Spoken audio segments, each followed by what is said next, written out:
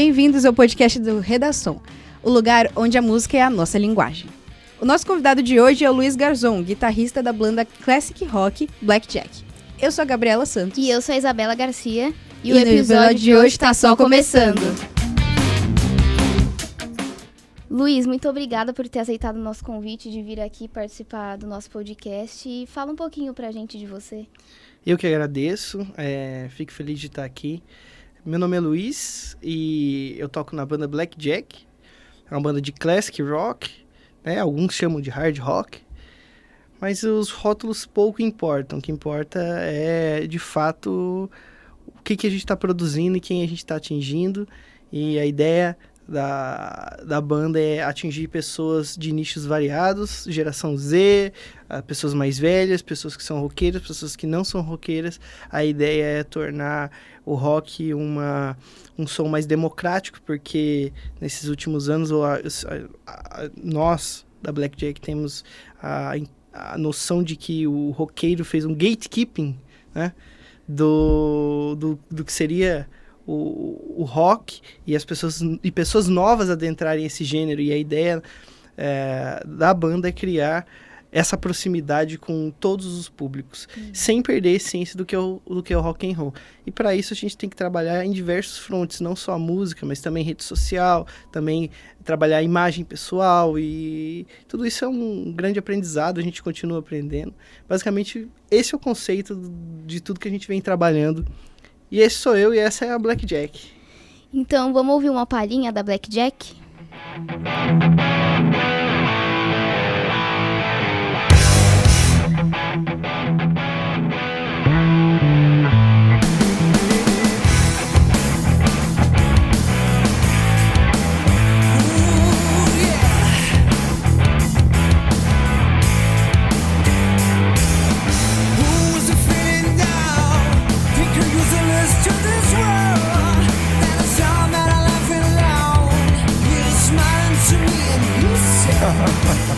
E bom, essa foi uma palhinha do Celebrate Love, né, do single de vocês, do primeiro projeto. E eu queria entender um pouquinho mais sobre como você entrou nesse mundo da música, né, porque você é engenheiro pela Unesp. Isso. E fez mestrado, doutorado, né, na ITA. E como é que você entrou nesse mundo da música sendo engenheiro? Bom, a música sempre fez parte da minha vida.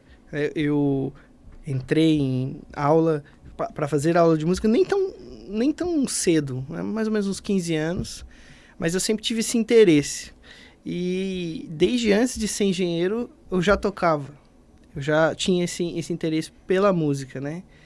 E por mais que pareça contraditório, a música e a engenharia são duas artes. Então, o pessoal geralmente associa o engenheiro como algo mais menos criativo, mas é o contrário. A engenharia é soluções criativas. Então, eu acho que tem a ver, sim, as duas coisas. Tanto que, na própria faculdade de engenharia, eu encontrei colegas, músicos excepcionais lá durante o período que eu estive na Unesp, que é onde eu fiz a minha graduação. E até no ITA você encontra o meu orientador, por exemplo, do meu doutorado, meu co-orientador. Ele também toca, também gosta muito de música. Então, é um projeto. São áreas que não são tão divergentes quanto parece que são. E durante a faculdade eu já tinha minha banda ali. Sempre toquei com pessoas, que também eu acho que isso é muito legal. Para alguém que está começando, acho que é fundamental você estar tocando com outras pessoas, porque a música ela é viva. E fica a minha recomendação para quem quiser aprender um novo instrumento, fica muito mais fácil quando você tem outras pessoas com quem compartilhar essa experiência, né? Mas assim, para responder de maneira direta a tua pergunta, eu sempre quis ser engenheiro e sempre quis tocar. Só que à medida que a vida vai passando, as coisas vão ficando meio confusas, vão se cruzando. as oportunidades na música foram aparecendo e nós, como banda, crescemos juntos, nós somos amigos, nós deixamos de ser um grupo de amigos e passamos a nos profissionalizar e aprender a ser profissional. Então, as coisas foram naturais à medida que a vida foi levando a gente por esse lado. Então, mais ou menos por aí.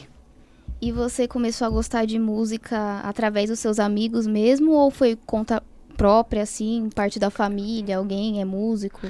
Não, eu gosto de música desde que eu sou moleque, criança, meu pai sempre, sabe aquela coisa que o pai sempre põe a música no carro, você sempre escuta? Sim. Mas eu tenho, assim, a minha grande descoberta, nossa, eu gosto de música mesmo, nossa, isso é legal. É meio totalmente fora do rock. A primeira vez que eu descobri que, nossa, gostar de música é legal, e não é só aquela coisa que toca na festa ou no carro do seu pai, foi quando em 2007 saiu um filme chamado High School Musical. Caramba. E aí eu descobri, nossa, é legal, pô, bonito. E a partir daí eu comecei, foi meus primeiros insights de tipo, nossa, na época era baixar música na internet, vou baixar, nossa, vou pôr no meu celular, no meu... E foi a partir daí. Mas o rock, ele começou alguns anos depois, mais ou menos uns 3 anos depois, e a culpa do Faustão. Porque tinha um quadro no Faustão em que ele levava bandas de cover. Sim. E tinha uma competição. E uma delas foi uma banda, inclusive, que existe até hoje, e eu gosto, é daqui de São Paulo, chama Children of the Beast, que é uma banda de Iron Maiden cover. E eu que estava acostumado a ouvir só músicas da Disney, era uma criança. Ali, né? E é muito bom, eu gosto. Quando eu ouvi Fear of the Dark pela primeira vez, eu não acreditei, porque é uma coisa que é muito divergente do que é a música mais comercial, vamos dizer assim. Não que não seja, mas é um pouco, o impacto é um pouco maior. Uma música de 7 minutos, entendeu?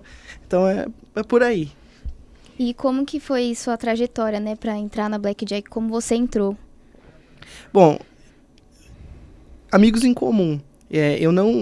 A banda ela existia antes de mim e eu entrei porque, como toda banda e todo projeto em conjunto, há conflitos entre pessoas e uma das pessoas teve que sair. Na verdade, no meu caso, a pessoa que saiu porque justamente a banda na época não era nada profissional.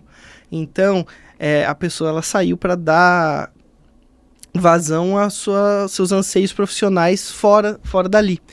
E aí houve essa vacância e eu fui convidado por amigos em comum. Olha, tem o Luiz ele toca bem, tal, e vai lá fazer um ensaio. Fiz o ensaio e nunca mais saí. Isso foi em 2017. Ah, legal. Já tá bastante tempo já. E você falou que engenharia e música é uma coisa que anda junto, né? Assim, exato. Você quer dizer...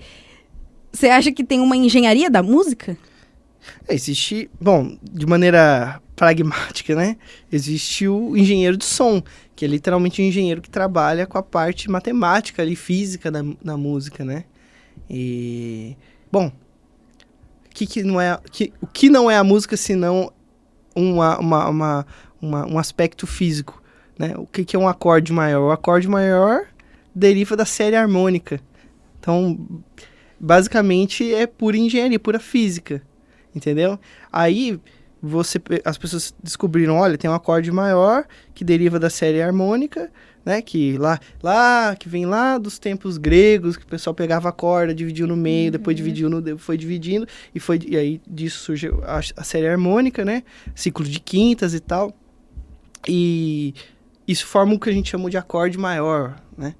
E a partir daí sai a escala maior, e aí as pessoas começam a identificar esses intervalos entre as notas, e aí entra a parte artística. Olha, se eu focar nesse intervalo aqui da série harmônica, nesses intervalos ao redor dessa área aqui, eu tenho uma sonoridade triste, melancólica, eu tenho uma sonoridade esperançosa, entendeu? Então quando você escuta o tema da abertura do Friends, ele tem um propósito para estar ali. Aquelas notas foram escolhidas. Mas, a princípio, partiu de uma relação matemática e física pura.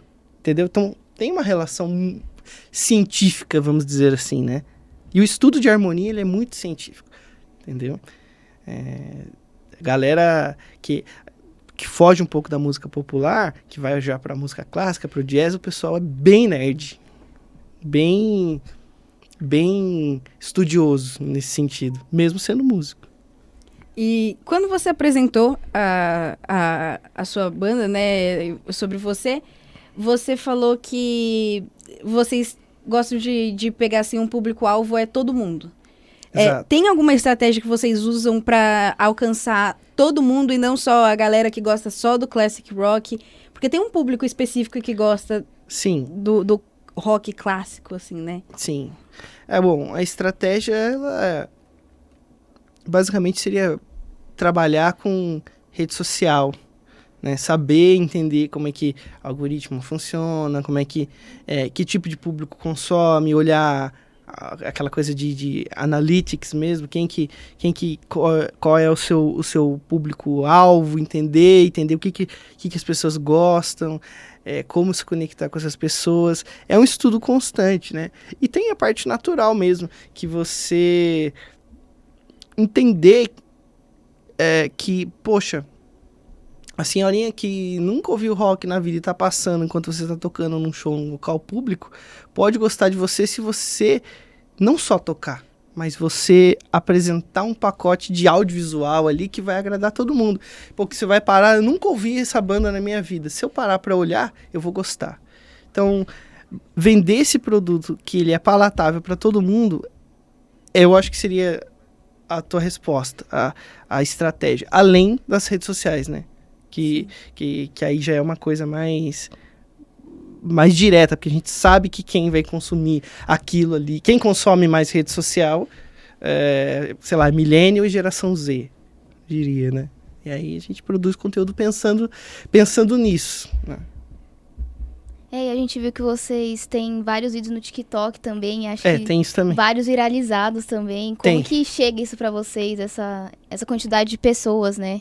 E pessoas que vocês não conhecem, vocês não conseguem ver o rosto ali. É um pouco doido, né? É curioso, né? Porque, assim, a primeira vez que a gente tem alguns vídeos, assim, viralizados, né? Viralizado que eu digo assim, nossa, né?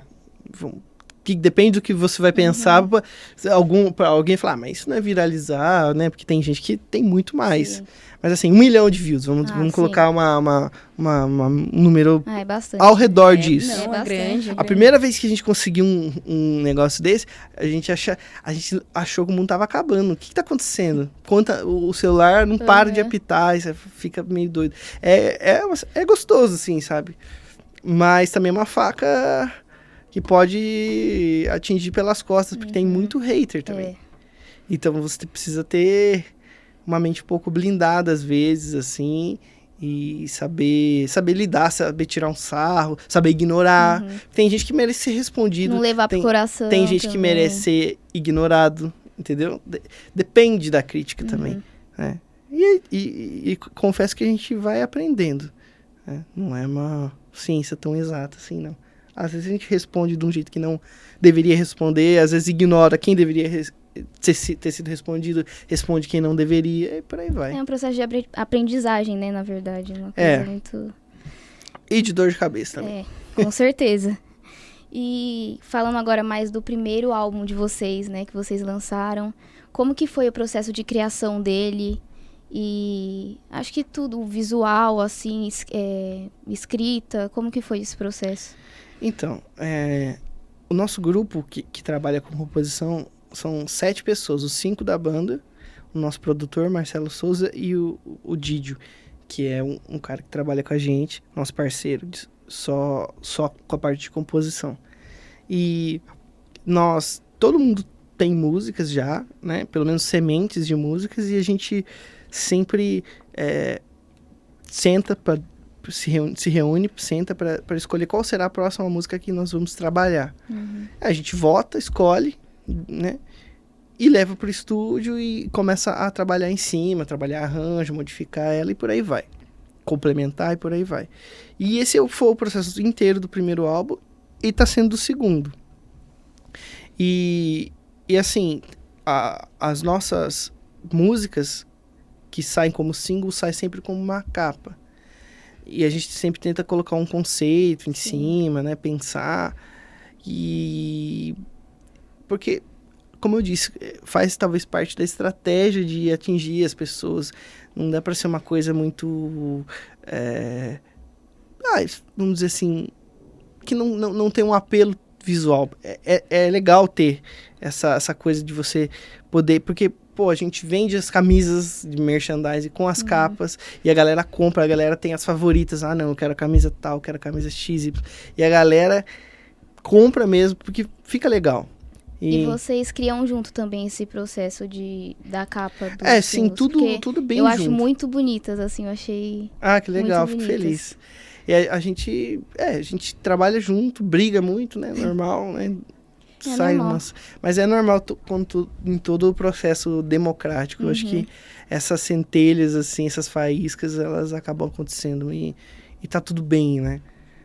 E se não acontece é porque é uma droga as ideias. Sim. É porque você aceita tudo.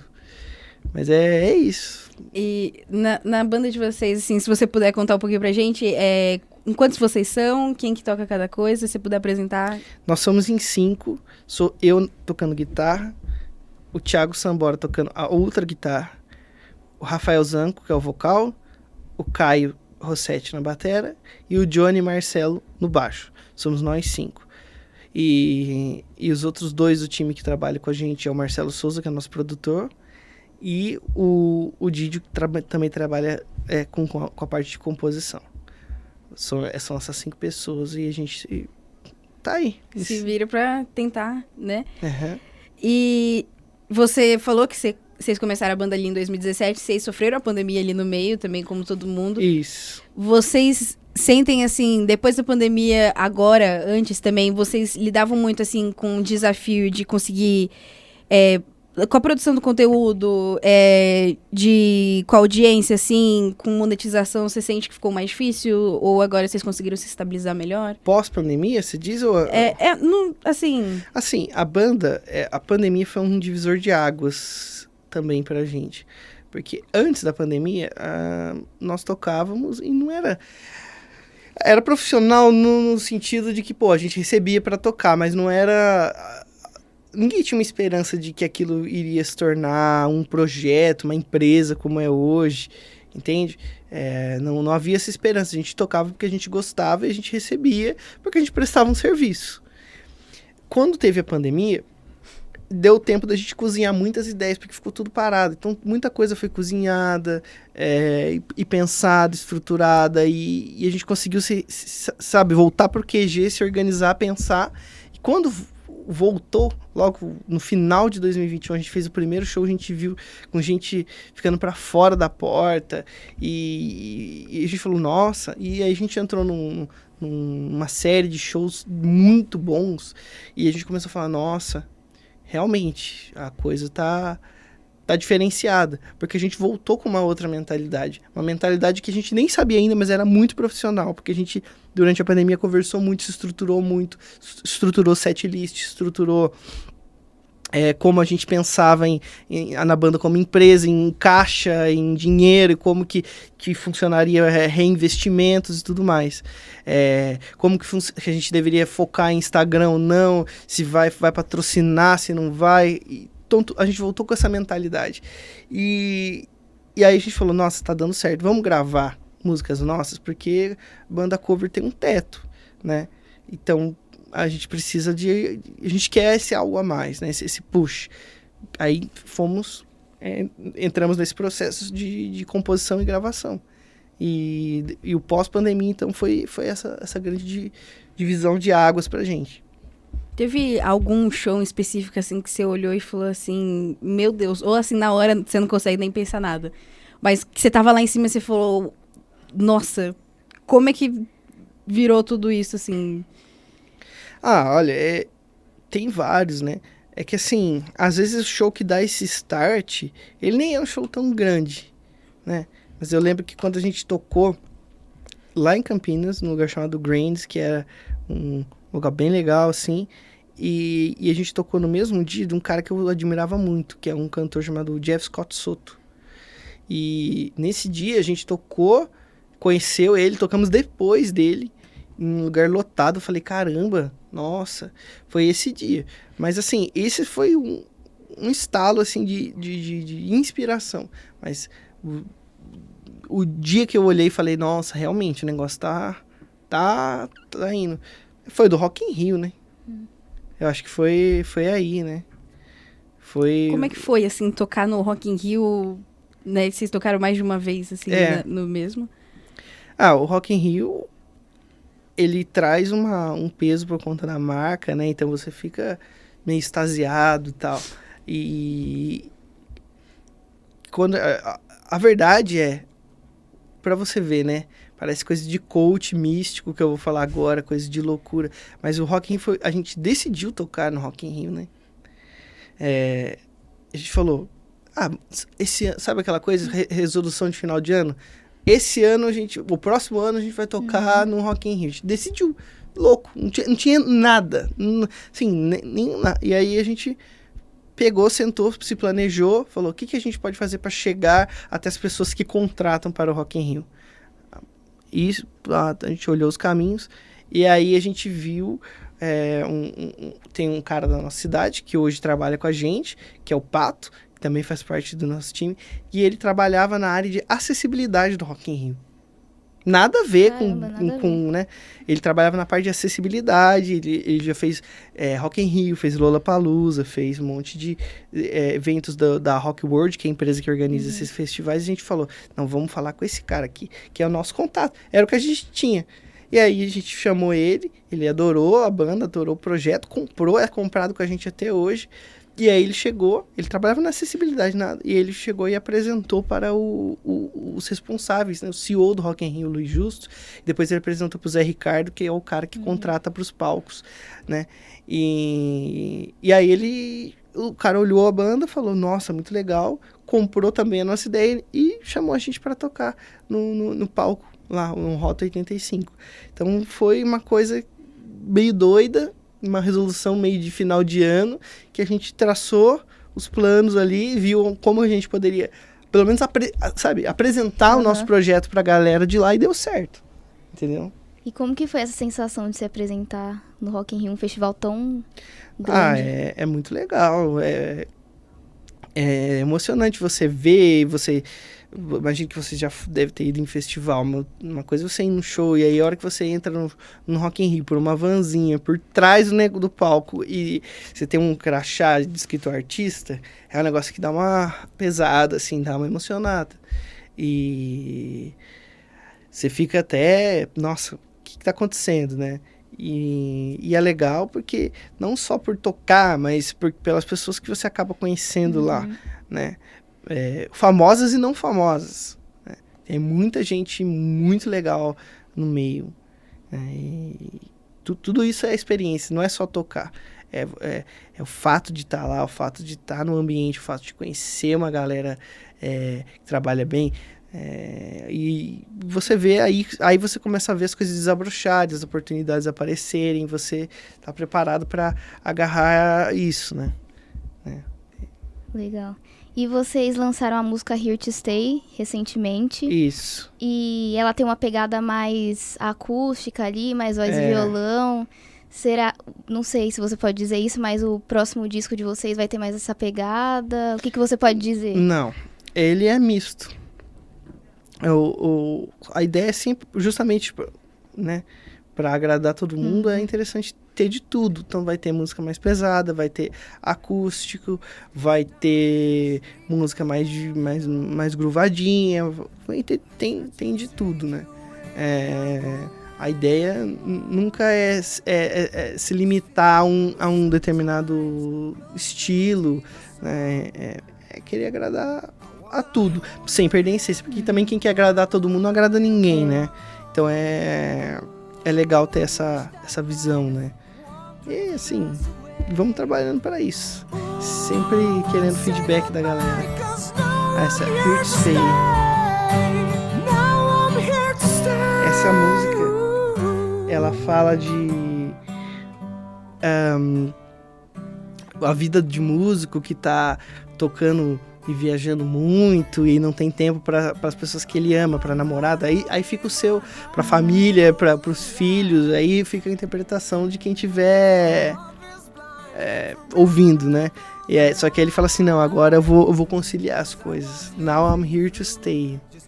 Eu achei uma vibe muito de tocando na estrada, assim, vocês no ônibus. Eu achei muito essa... É meio que isso, né? É meio que isso. Sei lá, uma reflexão um pouco sobre a vida, sobre prioridades, sobre o que vale mais, o que vale menos, escolhas, equilíbrio, né? É por aí. Legal. E você falou de um dos seus músicos. Tem algum artista, assim, quais são as suas principais influências na música, assim, que você olha e fala que, poxa, você se espelhou, que você tem uma influência na sua música?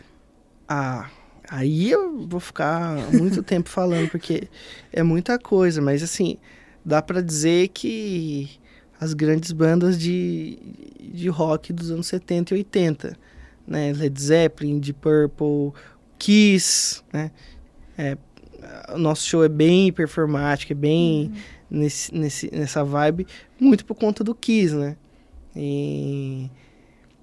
bom, aí dá até pra ir... Aí chegando nos anos 80, dá pra falar de Motley Crue, dá pra falar de Def Leppard, dá pra falar de Queen, né? O Queen também é O Queen, por exemplo, é uma banda que é muito eclética.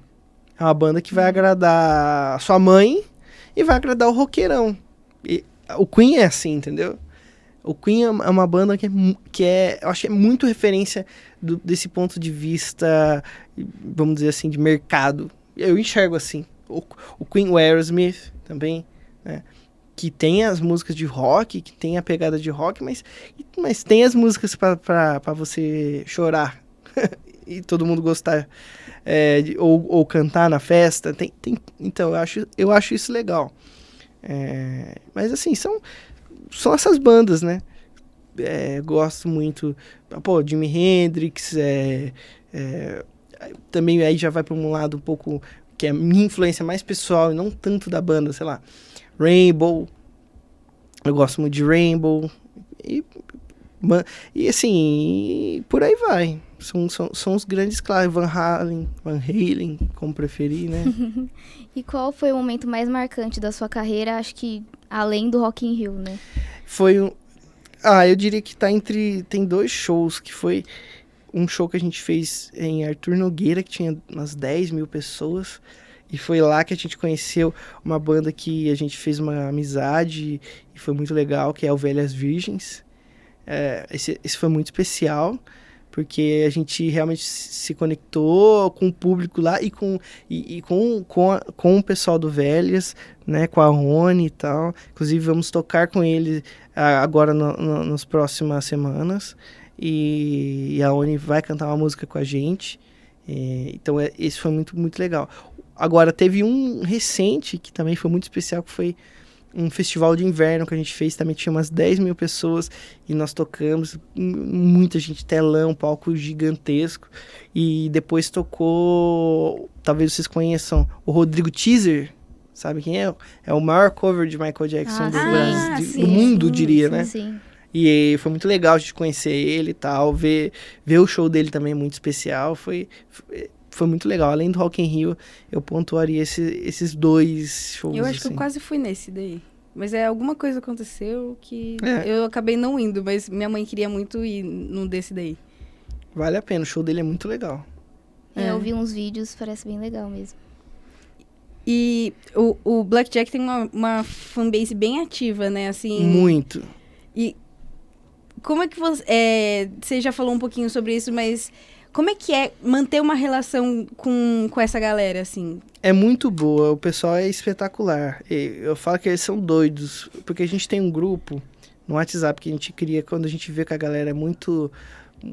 é bem prepotente chamar de fã, né? Mas é a galera que apoia, que gosta do trabalho, mas assim...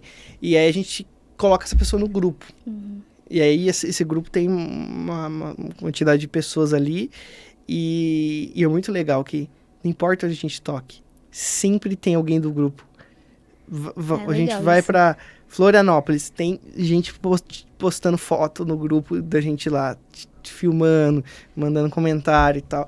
Vai pro Espírito Santo, tem. Isso é muito sensacional, sabe? E é movimentada, a galera... Putz, formou uma comunidade, o pessoal se gosta e começa a se conhecer. Cria e amizades tal, ali no meio, e né? é muito legal. Eu acho que também criar uma comunidade, assim, é um negócio legal.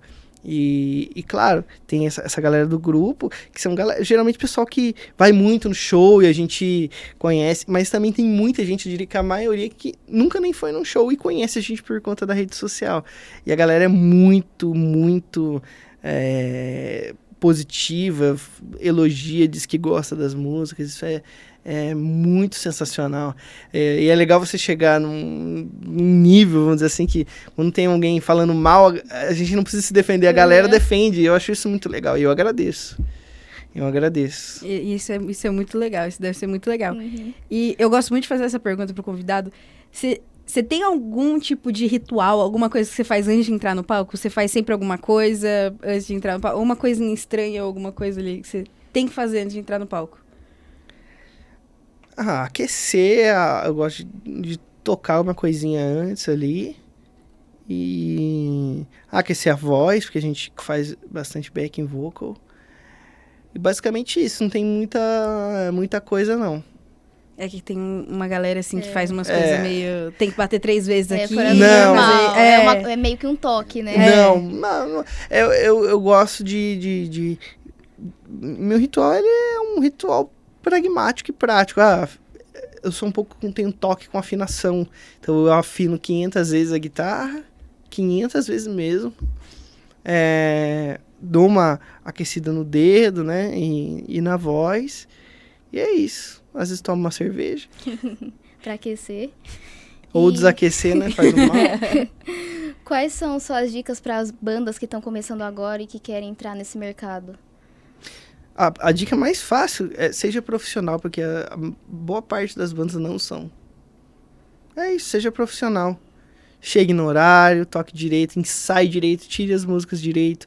Que toda banda vai começar, eu imagino que como um cover, porque é onde você vai tocar mais, vai ser uma escola de aprendizado, de experiências.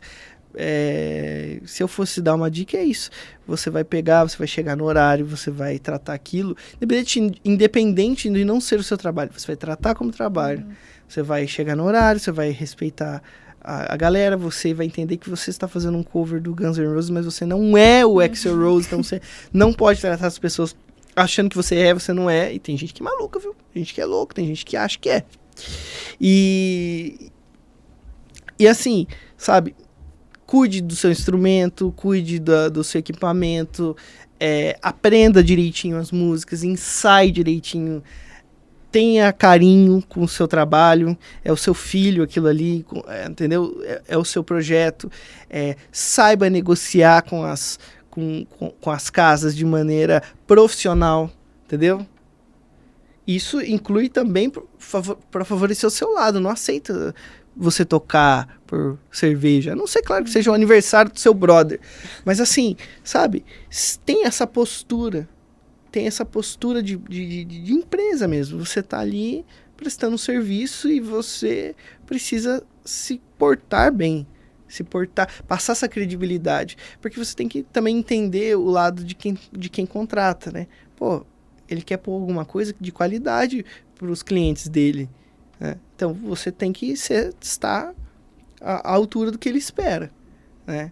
E assim, outra coisa que eu diria é você fazendo cover, onde você vai ter mais chance de rodar, porque é muito mais fácil você fazer um cover de Guns N' Roses e te contratarem do que música própria, porque todo mundo conhece o Guns N' Roses, entendeu?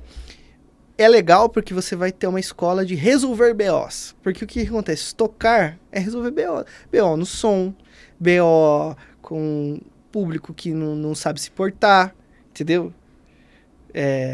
BO com com o cara que você tá tocando e fica pedindo pra dar canja, e você tem que fazer o solo lá e se concentrar. BO do cara que trombou, BO de desafinou sua guitarra, você vai ter que fazer o solo daqui a 10 segundos, ou você vai escolher se vai afinar, ou se você vai identificar o quão desafinada a corda ficou e adaptar o solo.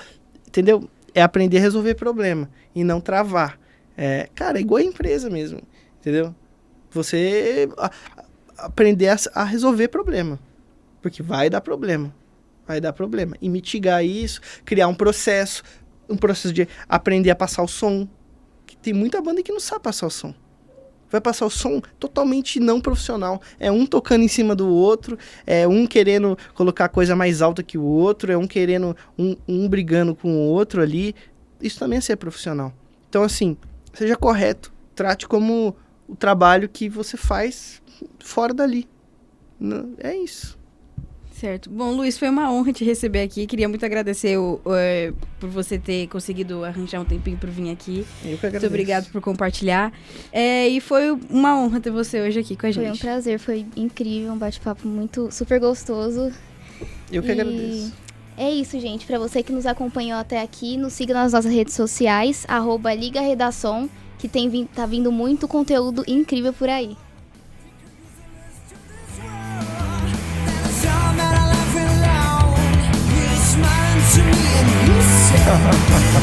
Keep doing the good things to people.